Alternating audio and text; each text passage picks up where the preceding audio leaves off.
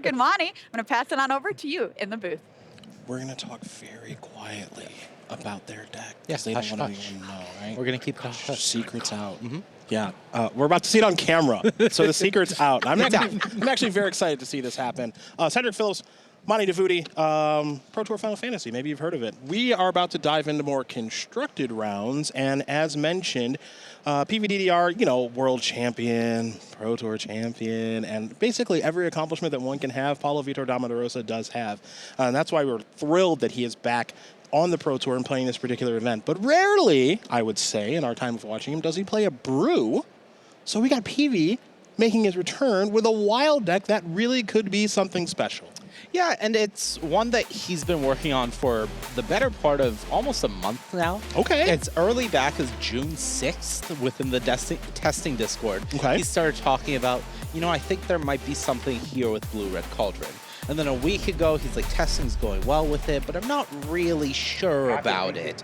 And then yesterday, he's like, I don't know about my constructed deck. I brought a brew. Oh, no. But he started off 1-2 today in draft, and now he's 3-2. So winning the first 2 rounds of constructed when you're not sure, that's a good feeling. Well, there's always kind of that uncertainty, too, when you register a constructed deck for a Pro Tour, because you're always thinking to yourself, did I get it right? Did I miss something? Either from what people are playing, did I miss something from my deck? Did I register the awesomest deck? Did I register a horrible, unplayable deck? You just never know. Even for someone who's playing the game, who has played the game, excuse me, as long as Paulo has, even that second guessing from him is still a thing that happens. And you know, he tested with Team Cosmos Heavy Play, and a lot of their team actually brought Azorius Omniscience. Okay. And he and Jake Beardsley went against that grain. They decided they felt confident enough in this brew. They thought they had good matchups across the board. And the thing they really liked was their Omniscience matchup.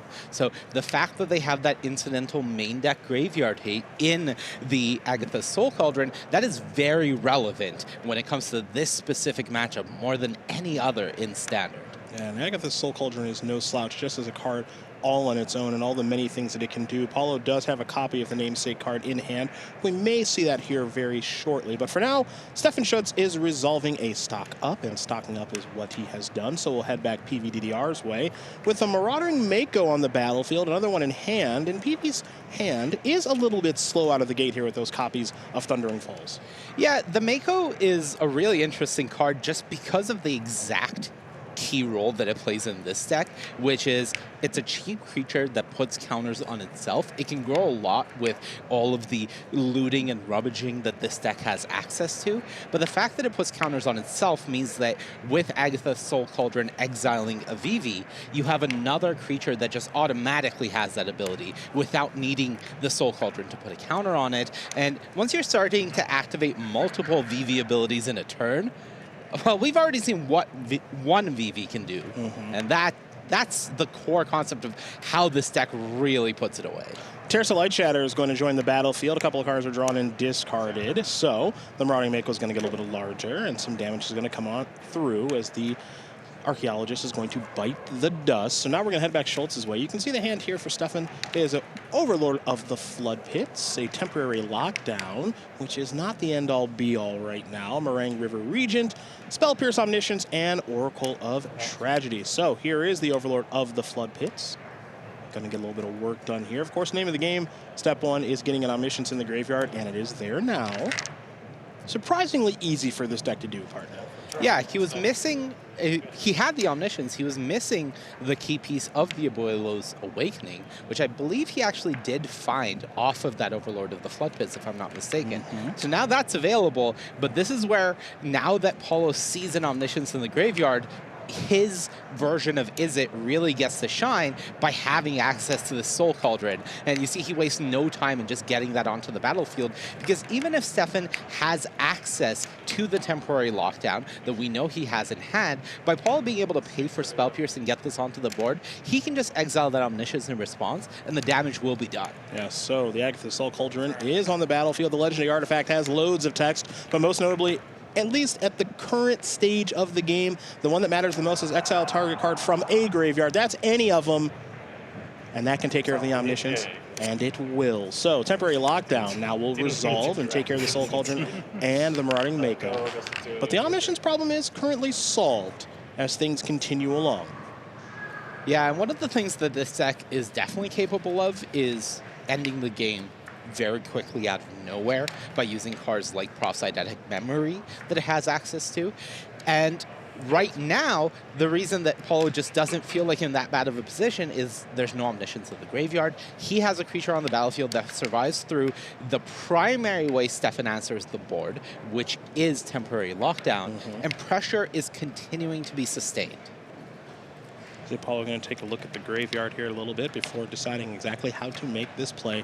The Magic the Gathering Hall of Famer, former world champion, two-time Pro Tour champion, among a bevy of other accolades, is off to a nice little 3-2 start here. As mentioned at the top, 1-2 in limited, so that means 2-0 thus far in constructed, and quite happy with the deck through the constructed rounds thus far. A little scared after submitting the deck coming into the tournament, but this might be a breakout deck. It is those Izzet colors. It doesn't have Corey Steel Cutter or some of the other cards that we are expecting from Izzet, but it is still a powerful Izzet strategy. Yeah, and I think one of the cards that, I don't want to say people have been sleeping on it because it has been making it into more and more decks across multiple formats, but Fear of Missing Out is one of those cards that I think is going to go down as a long-time role player in combo decks and aggressive decks alike. And one of the things I think Paulo was thinking about that turn was Delirium, specifically for his graveyard, was thinking about playing a Fear of Missing Out. What is he going to discard in this situation? Before he cast that spell, his graveyard had an instant and 2 sorceries. So adding the land there means that now he has his 3rd type, so he's making his way towards Delirium, still has Into the Floodmaw represented, so has access to potentially on Stefan's end step going bounce your temporary lockdown, untap with everything available to me if you're not able to do anything about it. Draw cards. Now you get. Oh, there's a scroll shift, I believe. So we're going to see temporary lockdown kind of get flickered a little bit here. Yeah, we've seen this a few times in previous matches. It's a card that the Azorius Omniscience deck is able to use both for this purpose and also to protect their Omniscience when they Abuelo's Awakening it, and it comes back as a creature that is vulnerable to removal. But with that scroll shift available for free, you're able to save it and immediately get it back, so you're not wasting any time. Pass the turn, this goes to 1. How many cards you have? 6. Looks like Paulo knows how many cards Stefan has. The answer was 6. You can see Schütz is down to 8. Yeah, Paulo's thinking, okay, what am I playing around from 1 mana here? Because it's Spell Pierce, if Stefan's list has more than 1 in the main deck, and it's a card like Afara's Dispersal, so Paulo has to be doing the math of, can I win through an Afara's Dispersal here? Oh, here's Into the Floodmaw. Gonna bounce a temporary lockdown. Schütz doesn't seem thrilled about this, and I'm offering you a gift of a fish, says Paulo. What a guy. So generous. Triggers are, we've got a Fear of Missing Out trigger. We'll start there. Yep. So here comes the discard. Next up are the counters on the Mako. And now, here's an activation of the Soul Cauldron. Remember, draw a card there off the Fear of Missing Out. You cannot half resolve a trigger. Correct. If he's already discarded the card, that trigger is happening. So Stefan kindly and correctly points out that to his opponent. There's another copy of Fear of Missing Out. The Mako will get a little bit larger, and now the Afara's Dispersal actually can be beaten because the creatures are large enough. It's a quick Delirium check, and now this should, I believe, be good enough, but I think just making sure is Paulo, because the Soul Cauldron is untapped. PV going to, of course, take his time, and now here come the Knuckleheads. Yeah, that one has Summoning Sickness. I don't believe Paulo has Delirium, but I may have missed it. Yep, and that is going to do it. So Paulo Vitor Damo da Rosa is going to win game number 1 there over Stefan Schütz. That Agatha Soul Cauldron wasn't on the battlefield long, but it was on the battlefield just long enough to nab an Omniscience out of the graveyard, and then ultimately help to win the game, as PVDDR will be on the draw here for game number 2. Omniscience on the play, and an opening hand of 6 cards here for Schütz.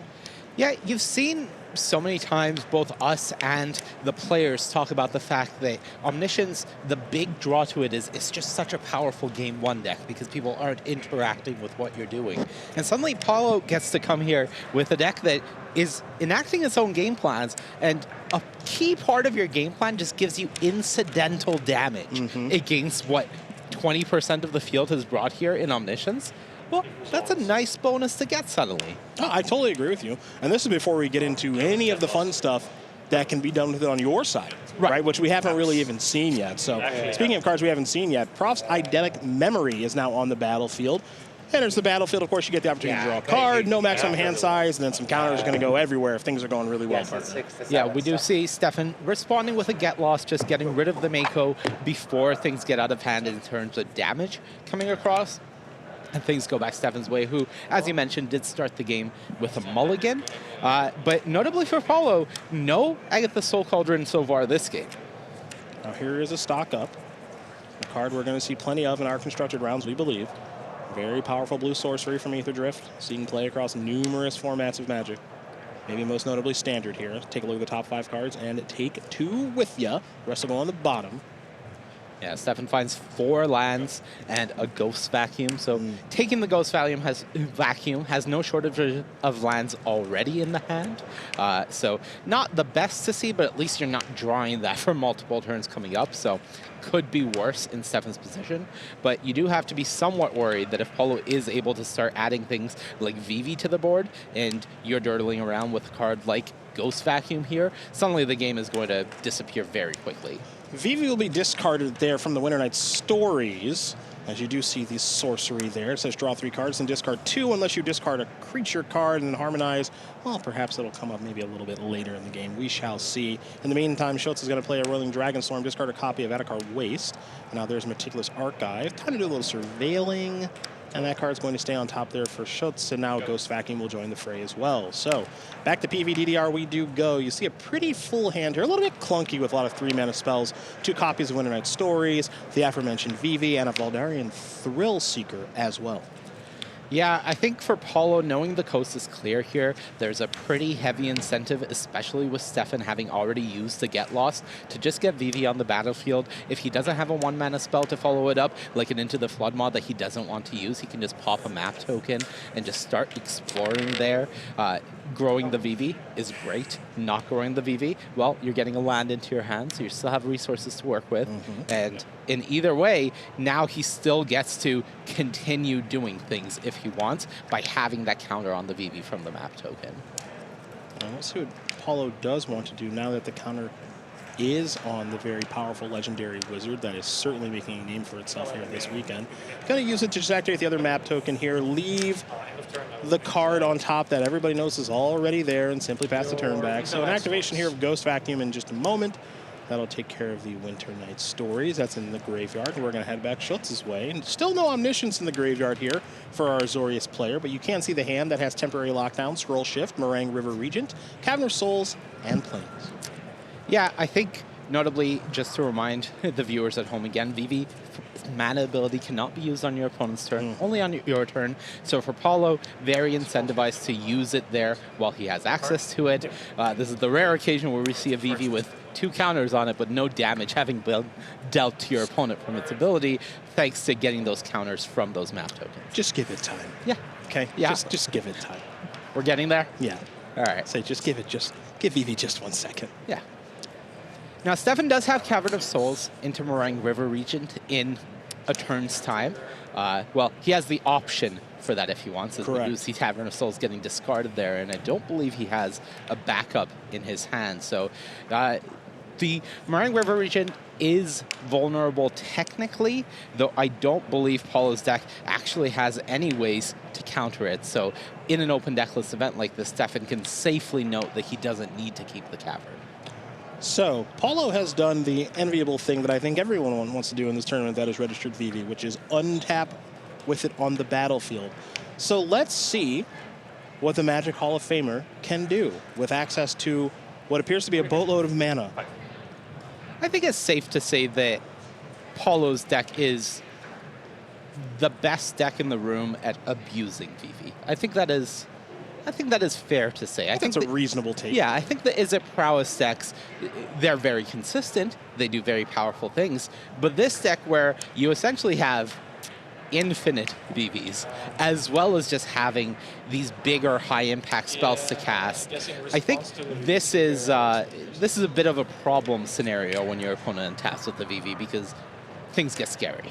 So, Winter Night Stories will be cast. In response to Vivi getting a counter, there will be a Spell Pierce played, excuse me. The Spell Pierce will be paid for, and now Winter Night Stories is going to resolve. So, PV, DDR will draw a handful of cards, 3 of them to be exact, and now 2 will be discarded unless a creature is discarded. Remember, Vivi has not been activated just yet.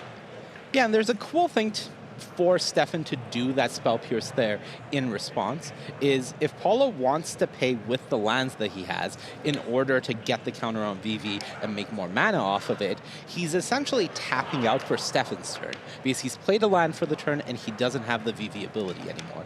If he uses Vivi, he's capping himself out at 2 mana there in order to leave mana up. So by using that Spell Pierce, even if Paulo's spell is resolving, Stefan is really limiting the options Paulo has for the remainder of the turn cycle, especially on Stefan's turn. Now, don't forget that there is a Prof's Eidetic Memory on the battlefield, and that'll be interesting how that's going to work alongside this turn as well. So, for the 2-time Pro Tour winner here in Damo da Rosa, there's still a lot to calculate during this turn.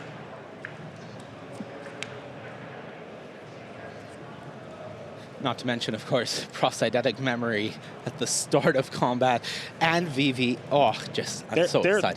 There's a lot that can take place in this turn. There's a lot that can happen. Yeah, and that's why you see Paulo taking his time, because though you mentioned at the top, and I know you've had the opportunity to chat with both Paulo and Jake and their testing process here, it doesn't mean it makes it any easier when you're actually doing all of this stuff in live gameplay.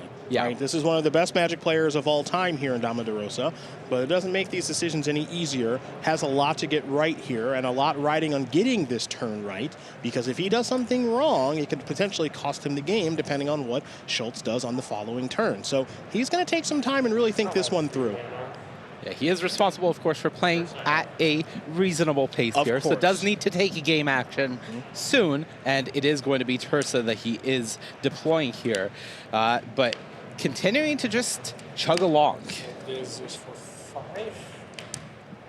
Yeah, this deck, does this wonderful job of drawing so many cards and discarding so many cards. That's why you see the inclusion of Marauding Mako into the deck. I don't want to call it free. I certainly didn't build the deck, but it certainly does make a lot of sense to me that 1 drop can get out of control very quickly, just given how many cards that we have seen Paulo draw, heck, just in this 1 turn. Yeah, this is definitely the type of deck that when you see it rolling along, everything in it makes so much sense, but at the same time, it is using a lot of cards that haven't really had their day in the light when it comes to constructed, like the Marauding Mako. It is cobbling along a lot of cool synergies. Well, it's going to try to break up these cool synergies is Schütz with Emerang River Regent. And speaking of synergies, given that it's a dragon, Royal and Dragonstorm is going to come back to Stefan's hand. So, not a bad turn for the Azorius Omniscience player. Again, not seeing Omniscience on the battlefield very much from our Omniscience players, at least when you and I are here in the booth. Yeah, we don't have the luxury. No, they're kind of struggling on camera for us, but Paulo is doing anything but. His deck is absolutely humming. Has had the opportunity to play loads of spells, got a lot of life to work with, and given all the cards in hand, we can tell a lot of options too. All right, well, it's math time again, because Paulo drew Voldaren Thrillseeker. That is one of the other interesting win conditions in this deck, just being able to cast a bunch of spells with Vivi, then getting the Thrillseeker down, putting all the counters from Profs on it, and then just sacrificing it to the face. That can be pretty scary. Yes. So, we got to see what Paulo is able to do, and I think that's the math that he is doing, as you see, all right, I have Vivi, I have Thrillseeker. Do I have the damage?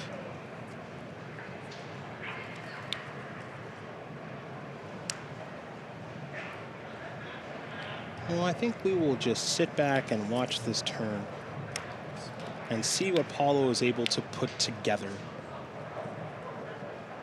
It's certainly not an easy one here, but it is enjoyable to get to watch one of Magic's very best do his thing. And I'm curious which 3-drop he wants to start with.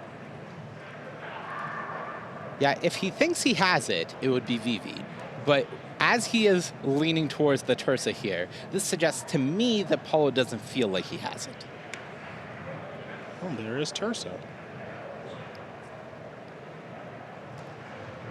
I believe Mako Winter Night Stories is looking like the discard. Well, she's gonna part ways with Vivi instead. Looks like Agatha Soul Cauldron now amongst the hand. So now you have 7 cards. Yes, exactly.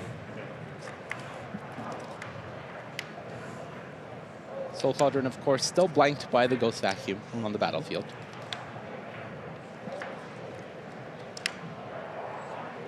Yeah, Soul Cauldron is interesting, right? Because it's not good for Paulo and the stuff that he wants to target, but it does give insurance around an Omniscience getting into the graveyard. Right. Right now, both players could, in theory, have access to artifacts that stop the opponent from trying to do their thing. So now Paulo, after much deliberation, Still mathing. to say the least. It looks like it's going to be a Into the Flood Maw. Yeah, he hasn't played a land yet. Correct. Should I even exile anything? I guess I will exile the Prophet's Eidetic Memory. All right, looks like Schütz is going to exile the Prophet's Eidetic Memory. There's the fishy. Here's the land. There is the Soul Cauldron. Yeah. Okay. So 2 extra cards drawn for the turn, I believe. So with the Soul Cauldron counter, if I'm doing my math correctly, Paulo is able to put a total of 3 counters here on the Tursa using Proft at the beginning of combat. So that's going to be a 6-power creature. That's still an issue because it can't attack through the River Regent unless Paulo uses the mana at instant speed there. Yep. Hunters here. Bounce this. Jeez, my goodness. Trigger. Trigger. Combat. Put the counter. Yeah, that's going to do it right there. Bounce this, put a counter on that. Up, down, all around. Paulo Vitor Damo da Rosa is going to win this game and match 2-0. A brew that I like to see here from PVDDR. We got to see Vivi, of course, do its thing, but it's Agatha Soul Cauldron, a card that not many players have registered through this weekend, really showing its power both in the deck, but also against the opposing deck. You mentioned how they felt they got a little bit of edge in this matchup because Soul Cauldron was very good against exactly the card Omniscience in the graveyard, and that proved to be entirely true. Yeah, and I think one thing that we're just continuing to see, and is maybe going to be the hidden story of the weekend, is Into the Flood Maw. This card just being able to interact with all of these problem permanents at instant speed. We saw Paulo use it in Game 1 to bounce a temporary lockdown and get his creatures back and end the game. We saw it in Game 2, clearing the way through the Ghost Vacuum. And this card is continuing to show just how versatile a 1-mana bounce target non-land permanent can be. Yeah. Heck of a Magic card, heck of a Magic player there in the Magic Hall of Famer, Paulo Vitor Damo da Rosa. Break time, but we're coming back real soon. We're going to watch Kassis play some Magic with a deck you're not going to expect. Don't go anywhere.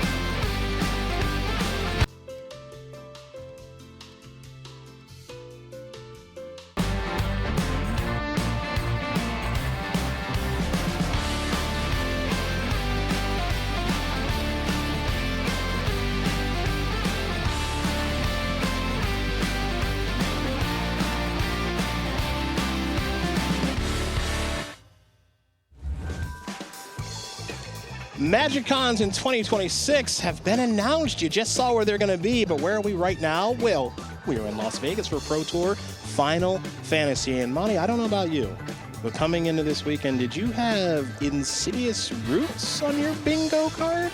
I'm going to cheat a little here. Oh, you're because no fun. I was in the testing Discord, so I actually did have it on my bingo card. Okay. Because Eli Kassis and some of the members of Team Handshake, not all of them, but him and a coalition did come with this Golgari Roots deck. Of course, there's also a version of Jund Roots that another team brought. I'm a big fan of what they're cooking. Okay. Hopefully we get to see that a bit later. But this Roots deck, I think it's very real.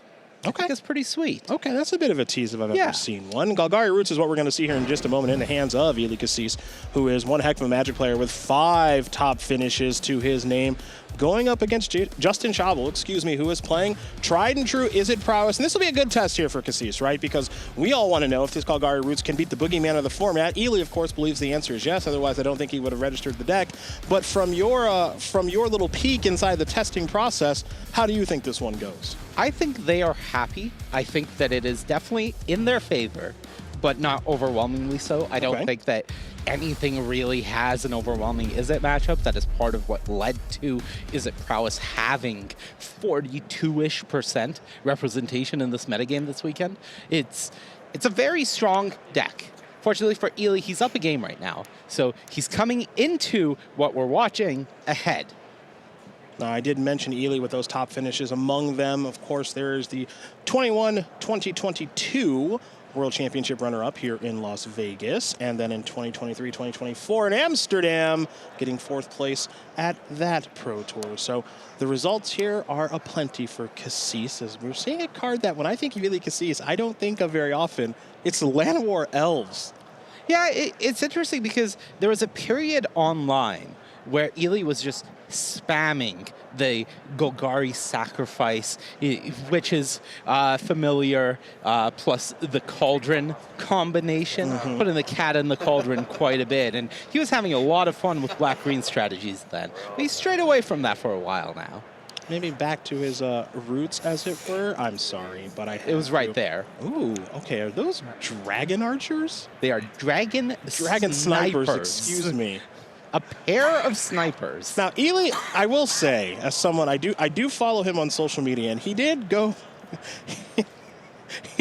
deep into his bag for this particular tournament, where I think he was asking for a card with Start Your Engines on it. The Gas Stuff Mauler or something. I think it's in his sideboard, but he was going deep into the tank for this event, which I can certainly appreciate as a card that he was having some difficulty finding. Yeah, there it is, the Gas Stuff Raider. There you go. Yeah, Kassis put out the old beacon looking for this card. For what reason, I'll never exactly know. But look, those dragon snipers, I'd say they won that war. The job was done. That's right. Look, when you're playing against Is It Prowess, the entire goal, the thing that everybody has been striving for, is to just survive, right? If you can survive long enough to enact your game plan, you're doing great. And Overlord of the Bailmark, that's the game plan. That is part of the game plan for this Roots deck. Yeah, this looks a little more normal, for lack of a better term, here with the Overlord. Impending Avatar horror, yes, but also able to generate a little bit of card advantage over time as well. So Kassis has got this going a little bit. It's slow, but it is powerful. Yeah, now, the Overlord can pick up a non-Avatar creature or a Planeswalker card, so you do see him putting the Roots and the other Overlord aside. He doesn't have a choice between those, but he does hit one of the cool cards in the deck in the Osteomancer Adept. Yeah, Eli, I love when someone goes deep into the tank. Eli will pass this over. He'll allow Justin to read it. I think we'll have the opportunity to bring that up on our card finder for everyone to read as well. Creature types on this, for those of you counting at home, Squirrel Warlock, because of course it is. Yeah. Of course. Why wouldn't it be? That's right. Oh, that's a raccoon. That's cute. Yeah, he has that as well. That's a cool one. Searmancer Adept, one of the cool things that this does for the deck, and I've spoken to Ely about this, is it allows them, once they have their engine rolling, to go really deep and just shred through their deck, getting back creatures from the graveyard, continuing to loop things like the Overlord of the Baelmark, and it just does so much for the deck as one of those key pieces that allows you to go late by having Recursion. So for this Osteomancer Adept, the Squirrel Warlock, as I did mention, until end of turn, you may cast creature spells from your graveyard by foraging in addition to paying their other cost. If you cast a spell this way, the creature enters with a finality counter on it. So it's a good blocker, gets you a little card advantage over time. I think that's a lot of what this deck is about. It's just kind of slow incremental gains over time, where a deck like Is It Prowess is maybe a little bit more in your face about its card advantage. Yeah, and Ely doesn't have either of the key pieces right now. He doesn't have the Tyvar, he doesn't have the Roots in play. So until those join, a lot of these plays are going to seem like setup, except for the fact that once this Overlord of the Baelmark comes out of its impending status, suddenly that's a massive threat to have on the board that Is It Prowess doesn't have the easiest time answering. So even though these early turns can look incredibly, for lack of a better term, dirtily from the black-green Roots deck, they are actually amounting to quite a lot of pressure potentially coming out of nowhere pretty soon. A little attack there from the Squirrel Warlock. Let's see what the follow-up is here for Kassis. It's going to be a Scavenging Ooze. Have to imagine that one's pretty good in the matchup. A lot of text on that 2/2 Ooze. And now we're going to see the Overlord tick on down to 3 counters, and we're going to head back Justin's way. So I will say, for Justin, who's had a decent little start here with Swift Spears and Sleight of Hands and resolving a stock up, it's been pretty modest given what the Is It Prowess deck is capable of, which is why, of course, 40% of the players are playing it in the room for the standard portion of our event. I think everybody agrees that it's the best deck. Don't think that everyone believes that it's unbeatable, but it certainly is undeniably powerful. Yeah, and the power of those pairs of Dragon Snipers for Ely have just done so much in keeping him at 17 life and healthy and getting to this position, where now Justin has very little in the form of pressure. Those Swift Spears are in the yard, ready to feed the Scavenging Ooze, which can grow. Of course, as this is our backup match, we don't have the hands here, so we're not exactly sure what Justin is working with. But the fact that this board continues growing wider for Ely without Justin really having a way to get it under control is not the best sign. Now, I don't know if you're familiar with this one. That's a good sign. That's a good card. That's Yeah. Vivi. I think we might have a response here. Yes, we do. Go for the throat. Vivi, out of here. Otter, though, Prowess Trigger will resolve, and now the Opt will resolve. So Justin will take a look at the top card, and we will see where this goes here in just a moment. Yeah, somewhere under that wizard hat, Vivi does still have a throat. It is true. Ely wasted no time in going Yeah, for it. gotta get Vivi out of here. That top card stayed the top card, so the Opt is done resolving. We'll see what Justin wants to do next, if anything. It'll be a play on Island. That's the land for the turn. Yeah, I think I saw Monstrous Rage in Justin's hand. I think so, too. So has some way to push damage through. But again, it's really about compounding pressure. And right now, there's not that much compounding going on. You'll see the no block there from the Scavenging Ooze. The Otter is a 2/2, of course, and now it'll be a 3/3 after this Prowess Trigger as well. So the top card will become the bottom card from the Opt, and a new card coming here for Justin. Damage is going to come on through, and you see Kassis is already untapping, and he's getting ready to rock and roll here. So he's down to 13. But life total is pretty high. Board presence on the opposing side, not all that scary. So if you're Kassis, I think you have to be pretty happy with how this game has gone thus far. Yeah, absolutely. And one of the big things, I would say a small sigh of relief for Ely is the fact that because the Scavenging Ooze is on the battlefield, he has done a good job of making sure Storm Chaser's talent, the second level of that, isn't able to get value for Justin. And that means that one of the key aspects of this Is It Prowess deck is by using cards like the Talent and stock up, they never really run out of gas. So anytime you're able to shut down one of these elements and prevent them from keeping that continuous stream of cards going, it just bodes really well for them. Well, Ely decided to get a little petty there.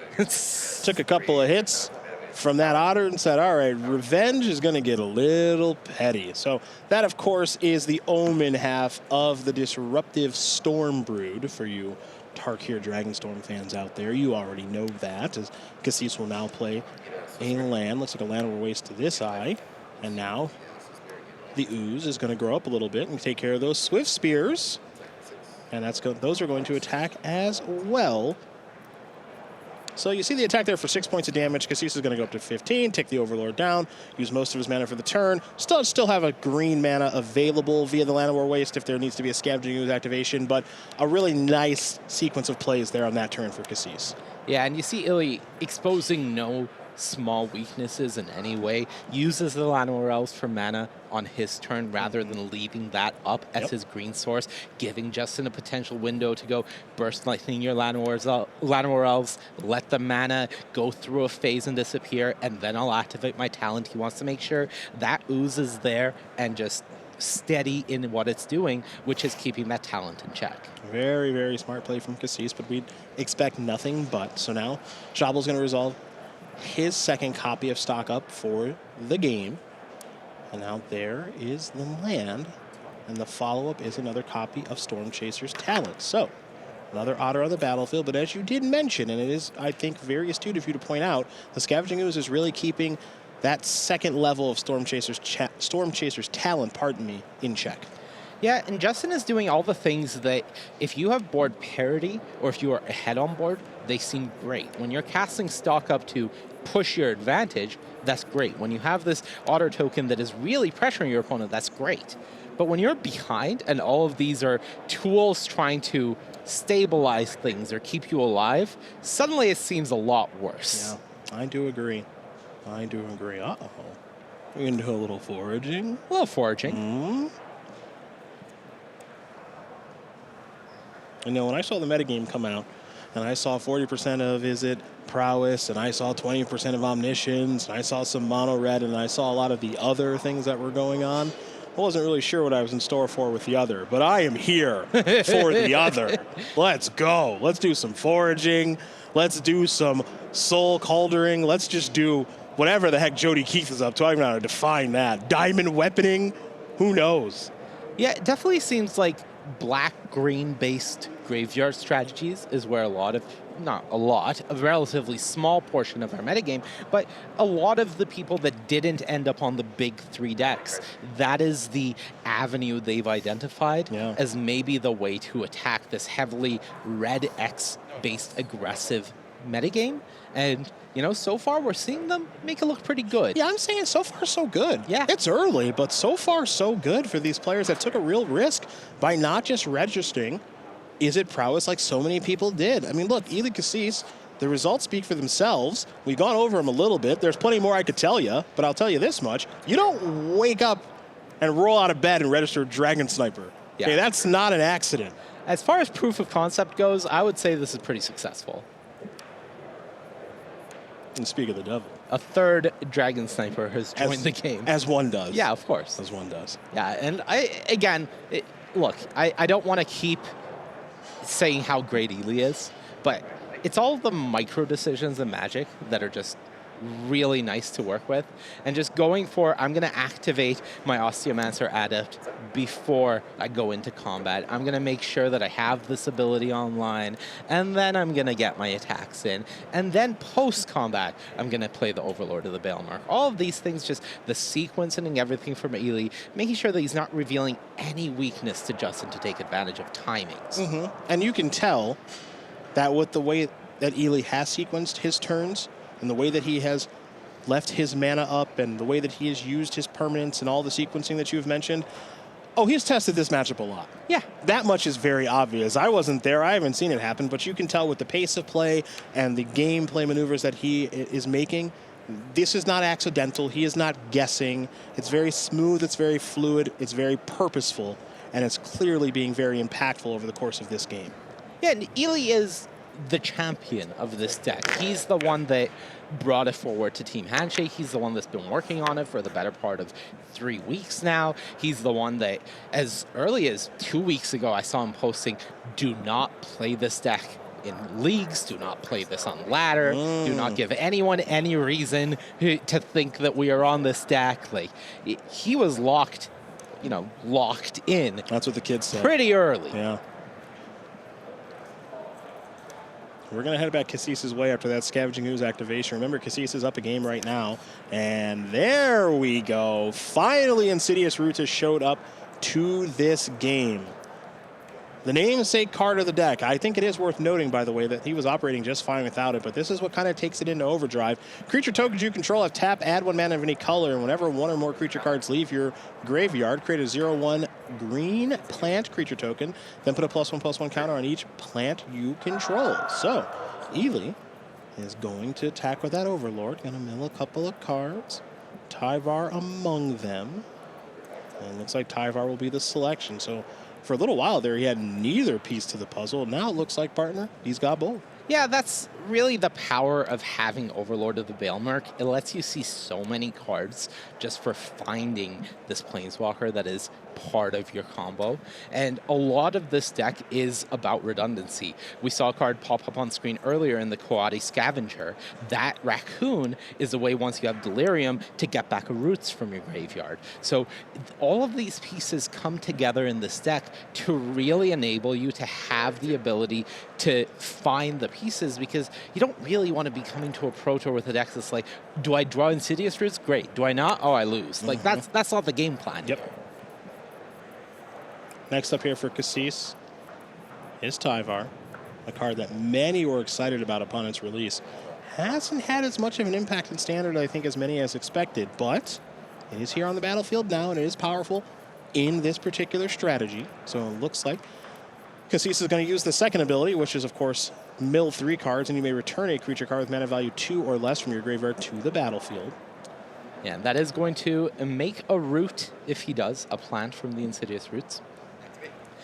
And now is when things get rolling, because once he has access to the Osteomancer Adept, now all of these activations, he can exile the lands and the cards he doesn't need, continue making plant tokens they can tap for mana with haste from Tyvar and Insidious Roots, and he can just continue taking game actions, drawing cards from other sources, and presenting a front that Justin can't really get through. For a lot of you at home, this is your first time maybe seeing this strategy in action. It certainly is mine. I had no idea this was happening coming into the event. And this is some pretty cool stuff. We got plant tokens getting counters on them. We got, he's got the whole kit and caboodle going right now. He's got the 2 kind of cards that go together, and Tyvar and Insidious Roots. I was wondering when Dragon Sniper was going to get back on the battlefield. It's here now, thank goodness. And now, 1's nice. 2 is lovely. Yeah, and the big thing here for Ely is, as long as he presents a massive board state, Justin can't really win the game anymore. Correct. There are no copies of, let's say, Fire Magic coming out from this build. Once you have enough large creatures that you've gone wide enough, the only way for Justin to hypothetically win would be a VV that goes unchecked, and you have a million spells to follow it up. And you might be wondering, how is this all working right now? Well, these plant tokens are tapping for any mana of any color, and the reason this can happen, of course, is because of Tyvar, right? So Tyvar allows these tokens, if memory does serve, they'll have haste. You can activate abilities of creatures you control as though those creatures had haste. So that means these plant tokens that get made via Insidious Roots, they're effectively having haste and being able to tap for any color of mana right away. And I think your point about a deck going kind of wide around the Izzet strategy, that's something that the players that are not playing Izzet Prowess have figured out. Which is, if I just have a bunch of mess on the battlefield, they don't have Fire Magic or Pyroclasm or Brotherhood's End or any card that you're thinking of from a red strategy that would be able to sweep the battlefield, they don't really play those kinds of cards or really have access to them. So if you widen out, like Kassis is doing right now, it's very, very difficult for Izzet Prowess to overcome, and doubly so when the person in question, Ely Kassis, is at 17. Right. It's how much can you cobble together here? How many counters can you get onto Ral? What are you able to do with the cards? Do you have a VV? And we saw Justin fire off an Into the Floodmaw on the end step, trying to limit some of the resources that Ely has access to. I believe it targeted the only untapped plant, which was the only way Ely had to make mana, so now the other Storm Chaser's talent is online. That's part of why we saw Ely use the Might to get rid of one of the Storm Chaser's talent, but all of this is just limiting the options that Justin has access to. It's not the bottom part. Looks like Justin may have seen the bottom card when he was drawing 3 here from the RAL. So we got a slight pause here for these players to figure this out. So we'll take just one moment. Then the card underneath was revealed.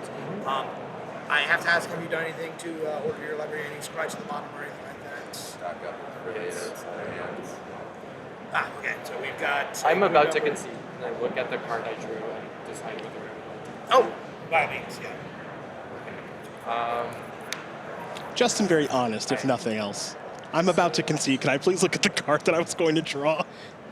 Look, as soon as Justin used that second ability from Rao to draw 3 cards, then discard 2, rather than try to make a play for that emblem, the signs were on the wall. To say the least. Eli Kassis with some insidious roots, with some scavenging oozes, with some other black and green cards from his trade binder in his attic. Getting the job done. 5-1, I believe, with this Insidious Roots deck. Yep. Look, I wouldn't even say that game. That was the Roots. No, not at all. That game was just all Overlord of the Bailmark. That was the only card that, and Scavenging is doing quite a bit of work putting in pressure. And I guess shout out to Dragon Sniper as well. Yeah. They did a good job there. That was fun to watch. Guess what? We have more fun stuff to watch, so let's turn our eyes to more Magic, shall we? I think game number 3 is where we're going to head into here for Shintaro Ishimura, who is playing Gruul Delirium. I don't even know what that means, against Toni Pascual, who is playing the Boogeyman. Is it prowess? But can we keep calling it the Boogeyman when it keeps losing on camera? Is that a thing that we can do? I think we can still call it that. Okay. There's still a lot of time for prowess to prove all the haters, of which there are probably not that many, wrong, and continue winning. But I think we should focus on Gruul Delirium because, look, it's been a while, so players watching at home may not be familiar with Shintaro Ishimura. Count me as one of them. All right. You want to help me out a little bit All here? right, Magic Online username Riser. Oh, I've lost to Yeah. this person quite a bit. So now there's something very important about Riser, and that is that he plays his own decks. That's true. He is a brewer. And this build of Gruul Delirium, well, it features a familiar card, or a familiar pair of cards that we've already seen. Fear of Missing Out and Tursa. Okay. They're in this deck as well. So we've seen these cards already do some work, but he's gone for cards like Wildfire, Wicker Folk, and Breakout. Breakout, okay. Well, this is a red green sorcery. Look at the top 6 cards of your library. You may reveal a creature card from among them. If that card has mana value 2 or less, you may put it on the battlefield, and it gains haste until end of turn. If you didn't put the revealed card on the battlefield this way, put it into your hand, put the rest on the bottom of your library in a random order. Sure. Sure. Yeah, look, one of the key things about Fear of Missing Out is it doesn't have haste. This card, if you're able to just put it on the battlefield and immediately get an attack and potentially get more combat phases out of it, that's really powerful. So Breakout being a way to not only find one of the key cards in your deck, like Fear of Missing Out, but also give it haste. Now we're cooking. Or I should say Shintaro is cooking. Nah, Shintaro is doing all the cooking here. This is another card that I did not know I was going to need to know coming into this event. You know, I did all this preparation for prowess then and prowess this and omniscience that and blah blah blah.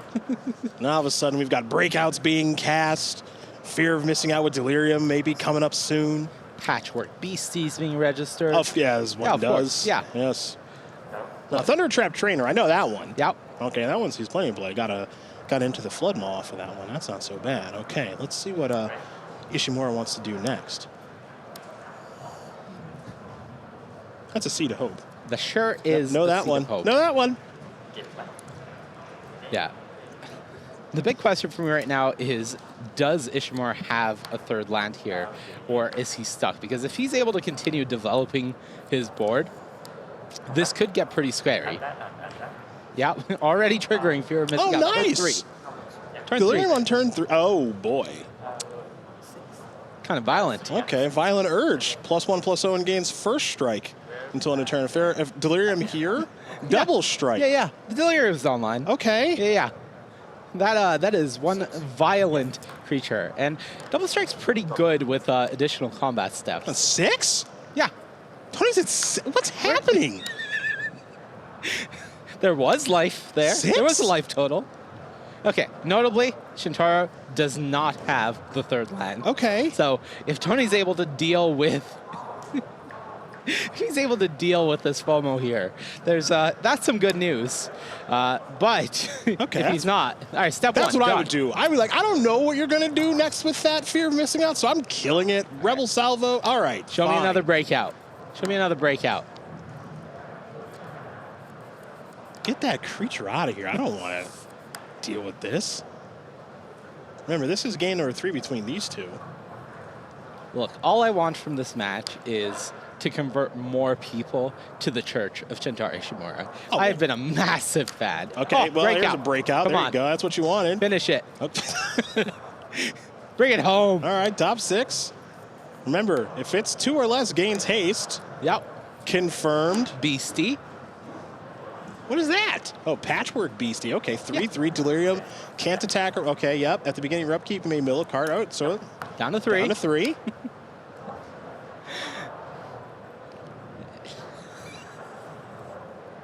This is unbelievable. I love this. This is unbelievable.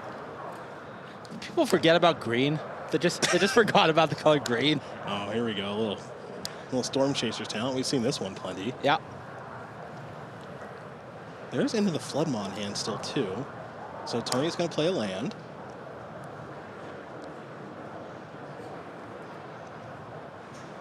I would be terrified right now if I was Tony. I just don't know what my opponent's going to do next. The only thing I know for sure is that Ishimura is 4-1. That's not an accident. Yep. And Ishimura wins at Magic a lot. Yep. And, like, the thing is, it's an open decklist event, It right? sure is. But, like, you don't get that long to look at your opponent's deck list. Also How many of these cards did Tony have to read? Yeah. Just to remember what they did Yeah, during that period? that would be the issue that I would have Yeah. if I was handed the deck list. I would go, I don't know what half of these cards do. Yeah. Judge, I'm going to need some Oracle texts. And so it looks like maybe this town ain't big enough is on the menu here for Pascual. Bounce the Storm Chaser's talent along with the Beastie, redeploy the talent if he wants. I think it's pretty risky to not have Into the Flood Mob in this situation. There's part of me that doesn't want to put the shields down, but here we are. The shields are down. Are two otter tokens enough? Are they enough? What's the draw here? Does a land win the game somehow? Okay, well, that land came down real fast. All right, here we go. Put this out here. Oh, that has haste. I don't know what that is. That has haste. Absolutely dead. Just lock it in. Dead for sure. Trample, double strike. Absolutely Oh, dead. yeah. Super dead. Wildfire Wickerfolk? Yeah. That's game. I am going to mildly call into question putting down Into the Flood Maw there. I'm a little scared of that, but look, Riser gets the job I done. make the same mistake too. I don't know what cards are in my opponent's deck. Okay, so let's see. Wildfire Wickerfolk. I'm not cheating. I'm just looking at an iPad for fun. This is a 2 mana 3/2 haste. Delirium gets +1/+1 in trample. Delirium was achieved many moons ago in that Turn game. 2. Yeah, and then that pump Ish. spell was the +1/+0 double strike. Yeah, because he had Delirium. Easy. Yeah, deck's called Easy. Delirium. Yeah, He had no, Delirium. Yeah. I'm figuring. I'm putting it all together right now on how it all works. See, as your prowess is 40% of the metagame. It's like that's gonna win. Blah blah blah. Green. Green. Yeah, green. Green. Yeah. I'm Forgot kinda about digging green. I'm kind of digging green. Yeah, they forgot about green. I'm kind of liking these forests. Maybe a little bit better than we Green. thought. Greenish. Yeah. Greenish. I Green. don't need double strike cards in my deck. We're going to go back to the booth now. The news desk is where we are headed, where they can talk about green, and they can talk about a bunch of cards that we did not expect to see kill Is It Prowess players. Don't go anywhere, because more forest might be on the way.